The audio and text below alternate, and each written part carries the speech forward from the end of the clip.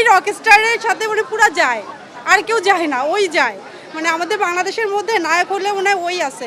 Rockstar movie মানে নামটার সাথে ওর সাথে পুরা মানে একদম আলহামদুলিল্লাহ, মানে আমার কাছে মনে হচ্ছে ও ও খুব সুন্দর ক্যারি করতে পারছে এই ক্যারেক্টারটা, এরকম আর কেউ পারতো না। শাকিব খানের ছবি আসলে এই লাস্ট হচ্ছে কয়েক বছর ধরে আমরা দেখছি, খুব ভালো লাগে ওর লুকটা, বিশেষ করে ওর ম্যানলি লুকটা খুব ভালো লাগে, ওর হচ্ছে অ্যাকশনগুলো খুব ভালো লাগে।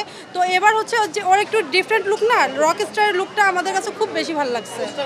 হ্যাঁ হ্যাঁ, ওর হচ্ছে একদম চেঞ্জ, মানে সব দিক থেকে খুব ইয়াং লাগছে, খুব ড্যাশিং, মানে খুব ভালো লাগতেছে।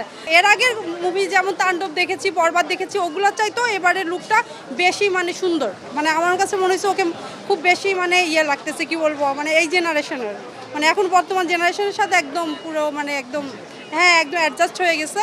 তো দেখতে আসছি, আর ছবিটা যতটুকু টেজার দেখেছি যে একটু ডিফারেন্ট, মানে স্ক্রিপ্টটা ডিফারেন্ট, তারপরে গল্পটা অন্যরকম, তো সব কিছু মিলাই মনে হচ্ছিল যে খুব ভালো হবে, এজন্যই দেখতে আসছি।